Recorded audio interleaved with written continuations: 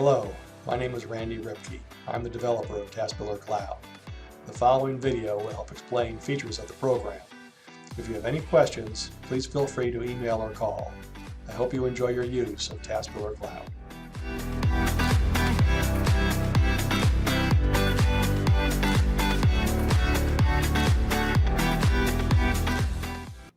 Hello again, this is Randy Ripke. I'm the developer of TASbiller Cloud. In this video, we're going to talk about posting payments and credits. You can get there from the ribbon menu, going to the payment and credit posting option, or go straight to payment and credit posting from the main menu. This is the payment posting window. As before, we have a name search, which allows you to plug in part of a person's name and search for accounts that have a matching portion of that name. You can also search by the dollar amount to find invoices with a matching balance, or accounts with a matching balance, or age categories with a matching balance. And you can search for a payment by dollar amount. So if you plug in a dollar amount for a payment to find, here are the three that we posted in our example of credit card processing. Let's bring up account 4003 and post our first payment. Now the check I have in my hand is for $666.78. When I tab off of the payment amount field, you can see it found the invoice with the matching amount. I then plug in the check number and click Post.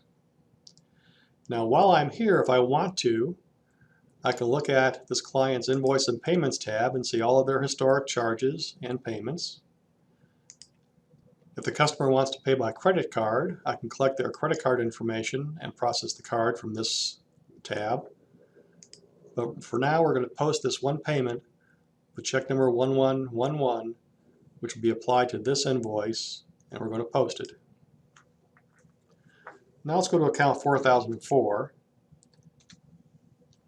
And let's say I have a check in my hand for $219.68. That's check number 2222. Even though these amounts don't match, I'm posting this amount to account 4004, and I click Post. Now I just realized I posted that check to the wrong account. So now I'm going to go into Customer File Maintenance and delete that payment.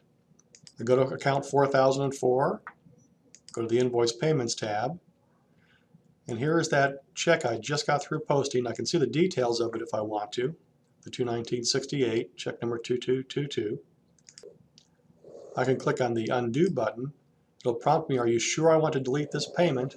And I say OK, and now that payment is gone. So now I can return to payment posting and bring up the correct account, which is 4005, $219.68. Now the payment amount is going to default to the balance on the account. That's an option in Company File Maintenance. You can turn off if you prefer. I plug in my check number 2222 and post. Now let's go back to 4004 again. And I have a check in my hand from them for $492.35. And I told this customer that I would waive their late fee if they paid this account current.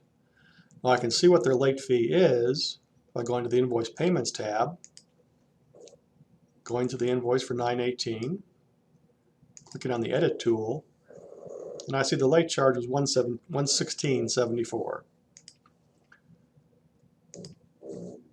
Now to apply a credit to this account, I first have to add the posting account I want to apply the credit to, which is late charges, plug in the dollar amount, and you can see that credit was now applied to this invoice. So when I post this invoice, account number 4004 will now have a zero balance. Now let's bring up account 4008. On this account, I told the customer I would credit off the first custom report fee of $75. So they're actually not paying anything today. I'm going to change this payment method to adjusting entry, just so it shows differently on the payment summary report. I'm going to add a credit for my administrative charge of $75 and post. Now let's look at account 4001. I have a check totaling $1965.14, and it applies to two different accounts. One account is 4001. They're also paying account 4124 by the same check. And the check number is 5555. Now I have an option to save that check number, post this payment, bring up account 4124. Notice the check number is saved. The amount is $1866.14. That's correct.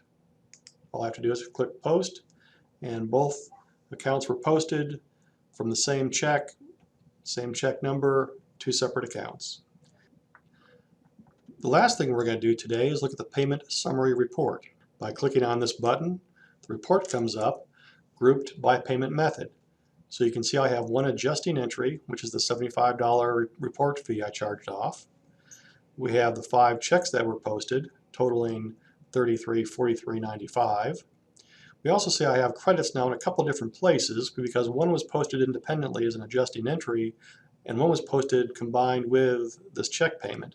So my total credits for the day are $191.74. And this concludes payment posting.